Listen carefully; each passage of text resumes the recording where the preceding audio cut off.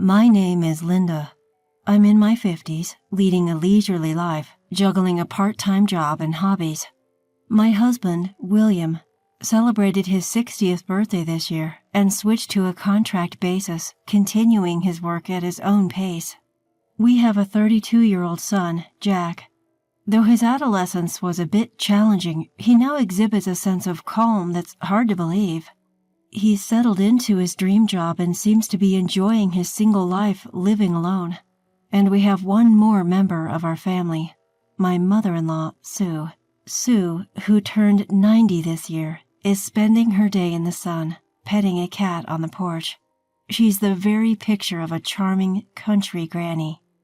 3 years ago, I was saved by this Granny Sue, and I think I'll tell you that story.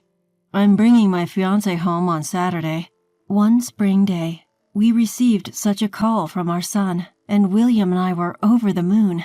After all, we'd always wondered when our son, who was at the right age, would get married.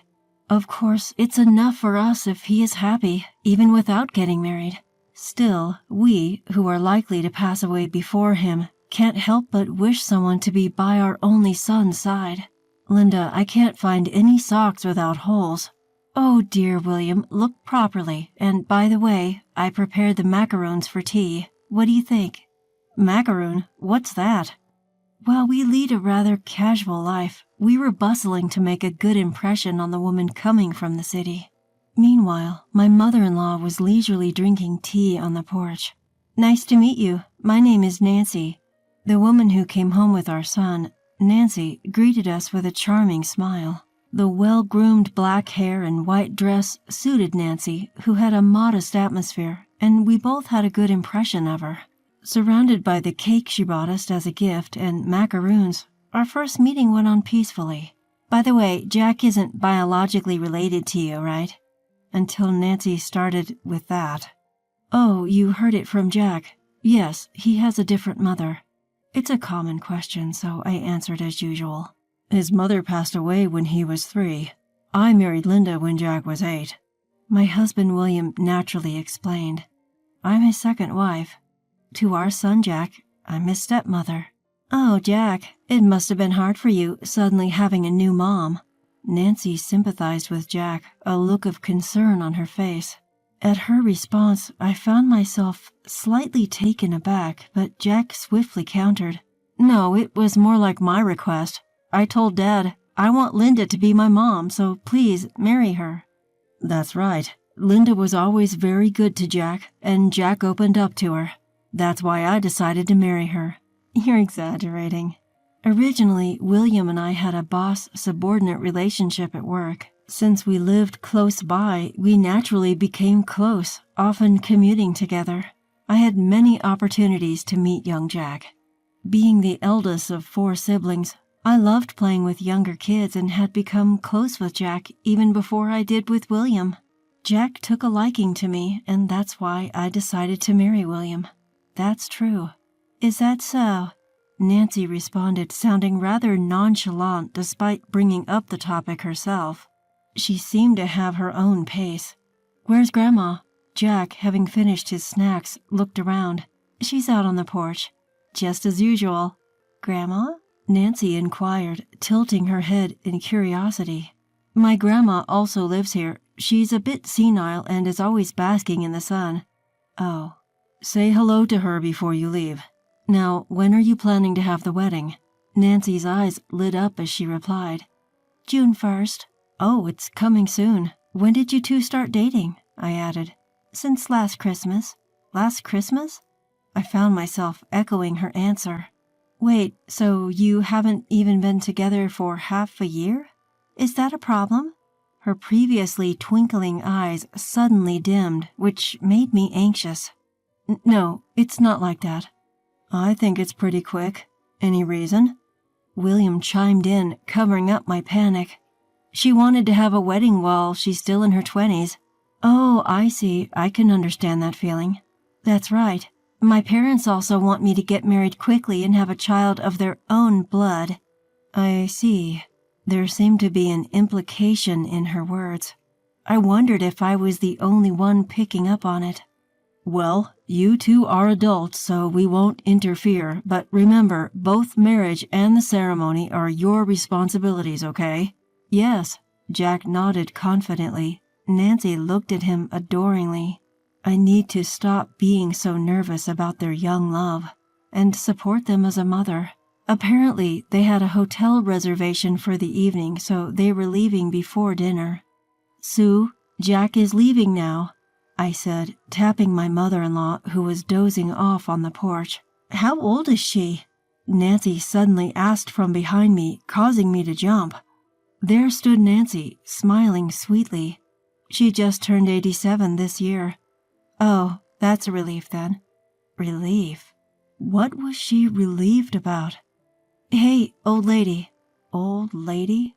I was baffled by her transformation and being addressed as old lady. She was mocking my confusion. I have no intention of taking care of a stranger like you. Once you've seen us off, I'd like you to leave this house. Eh? You can attend the wedding, but know your place.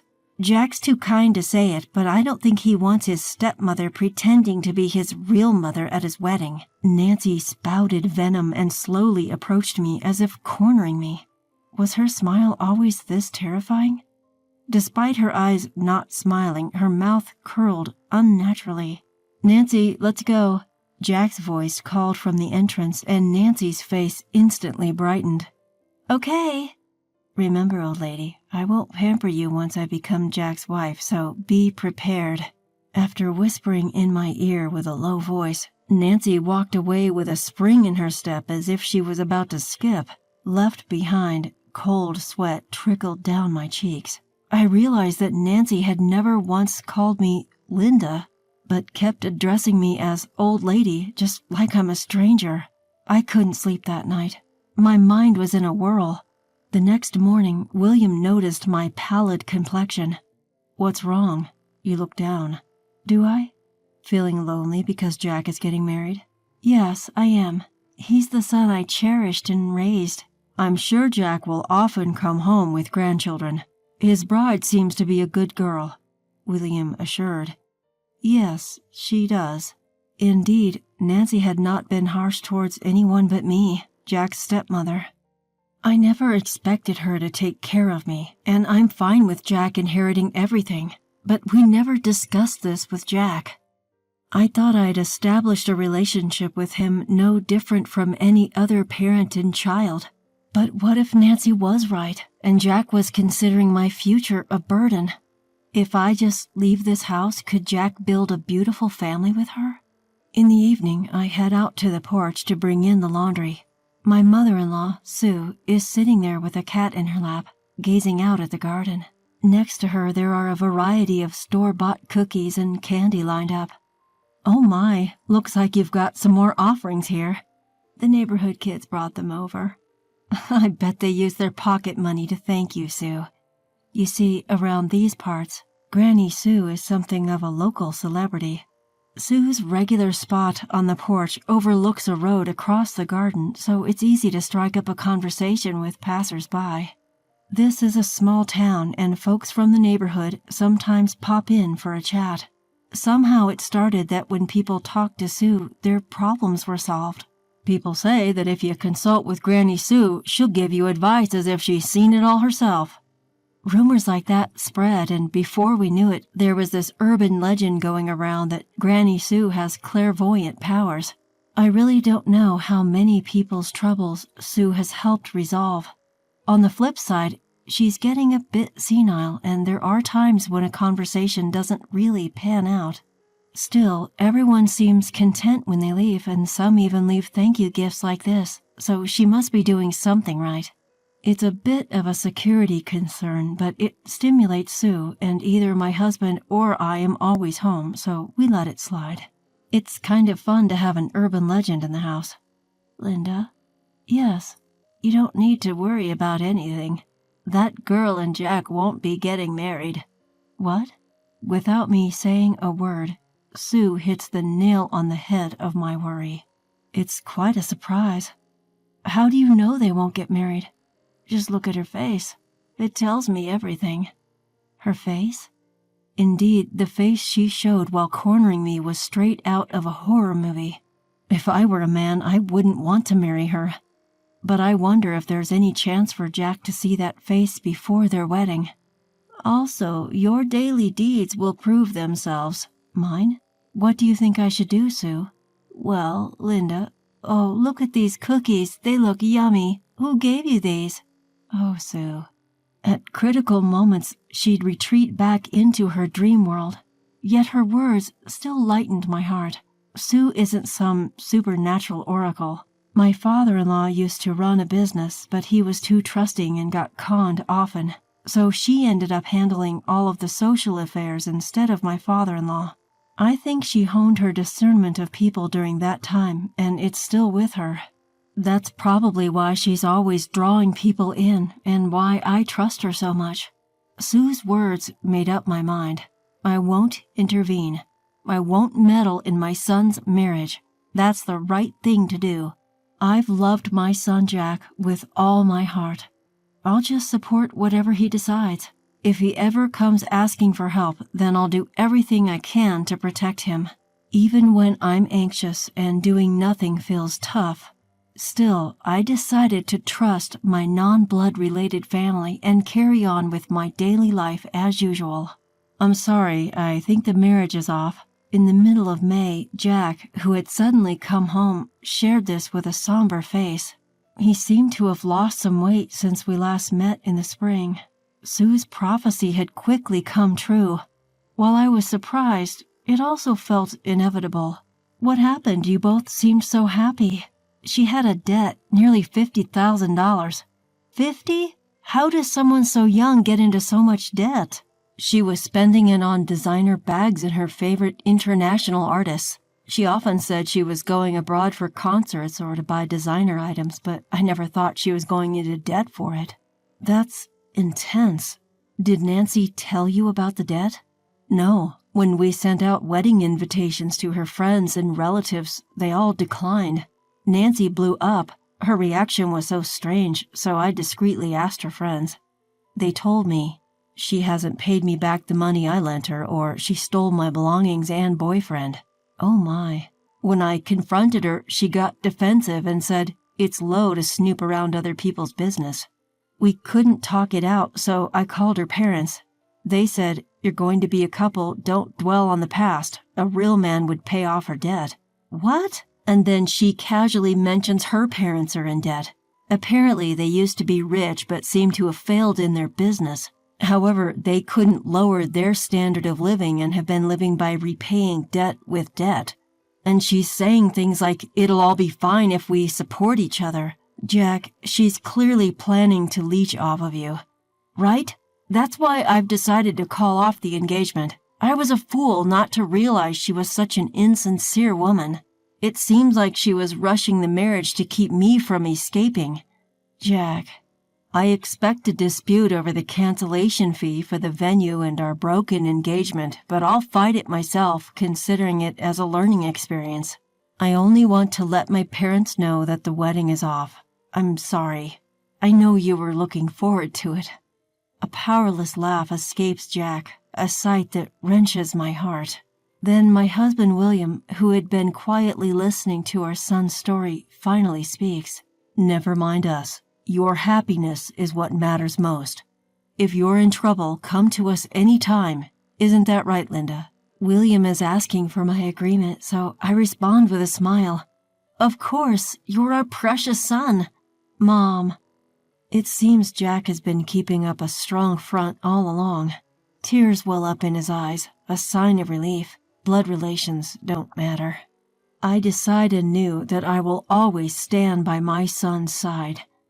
A few days later, when William was away on business, Nancy, with a devilish expression, came storming into our home. It's impressive that she made it all the way to our countryside home by herself. Nancy, as if all her pristine image was a lie, glares at me with eyes filled with hatred. I flinch slightly at her openly hostile demeanor, but rally myself thinking of Jack. Linda, you must have manipulated Jack. I haven't said a word. You liar! The gentle Jack I know wouldn't call off our marriage. It seems you've done enough to merit it, haven't you? All I wanted was to make Jack happy. Plus, only I, a princess, can free the prince from the witch's curse. Despite telling him countless times, he can't seem to wake up from the witch's brainwash. Prince, huh? And witch? Well, I don't mind if she's referring to Jack as a prince, but a witch? Who's she talking about? It seems in her head, stepmothers are always the witches leading princes astray. And referring to herself as a princess, isn't she embarrassed? Even so, I came to understand that she was speaking ill of me even to my son, just because we don't share the same blood. When Jack came to talk about the breakup, he didn't mention that. He was probably being considerate of me. A princess who scams her friends out of their boyfriends and money? That's laughable. Shut up, shut up, shut up. Jack is, well, he's my ideal prince. He's handsome, tall, kind, smart, and works for a good company. He was supposed to become my hero, protecting me from unpleasant people who blame me. Only a princess like me suits Jack. Just as I found it difficult to argue while she was praising my son, a stern voice thundered from behind. That's enough. Sue, my mother-in-law, who was supposed to be on the porch, was now standing in front of Nancy. What? Why are you here? Don't disturb me. Nancy, who did not expect my mother-in-law to intervene, also looked puzzled. There was something strange about my mother-in-law today. Should I call it divine? Her eyes were more wide open than usual, and she had an unusually powerful presence. Slowly, my mother-in-law held up a hand mirror, which she had somehow gotten hold of, to Nancy. Do you see a princess when you look at this face? Seeing her own face, Nancy became disconcerted. Perhaps she couldn't do her usual convenient mental gymnastics in front of the sudden mirror. There must have been a terribly distorted face reflected in it. To me, it looks like an evil witch. You are so sinful. You wouldn't find happiness even if you married Jack. It's a pity. Oh, what a pity. It was not anger but pity in her eyes as she stared at Nancy. Her pure sympathy must have been too much for the prideful girl to bear. Ah! She ran off from the front door, her hair flailing, crying and wailing. I also felt my strength drain away, and I involuntarily crouched down. Oh, that was scary. Sue, thank you. Saying that and looking up, I saw my mother-in-law smiling down at me. You have a good face, you know. Her crinkled, warm hand enveloped my cold one. The wrinkles around your eyes, on your hands, they're proof of the smiles and effort you've put into this house, Linda. Oh, Sue. Indeed, my mother-in-law always recognized the effort I put in.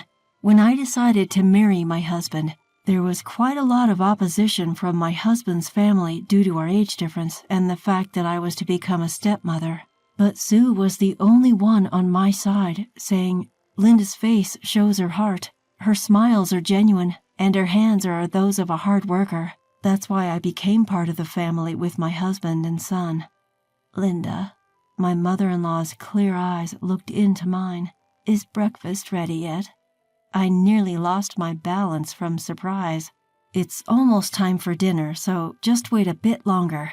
With a face half laughing, half crying, I took my mother-in-law's hand this time. As he had promised, my son Jack managed to break off his engagement on his own. The cancellation fees for the wedding were negotiated to be covered by her side. Even though Jack managed it on his own, he had consulted a colleague at work who introduced him to a good lawyer. I think it's also a testament to Jack's ability to have built such helpful connections. Nancy never dared to set foot in this house again. When the discussion about the broken engagement took place, it was only her parents who were desperate to make Jack pay a large amount of compensation. She seemed to be out of spirit, as if her soul had been drained. I guess my mother-in-law's words and the sight of her own horrific reflection must have come as a shock. 3 years have passed since then. Jack seemed to have become wary of women for a while, but it looks like he finally found a woman he wants to marry again. She's a nice person who positively reflects me as a stepmother, saying, "It's great that Jack has two wonderful moms." Sue looks pleased too, saying, "She has a nice smile." Over 90, Sue is still as cheerful as ever, soaking up the sun on the porch. Her hearing has gotten worse and she doesn't seem to catch much of what people say.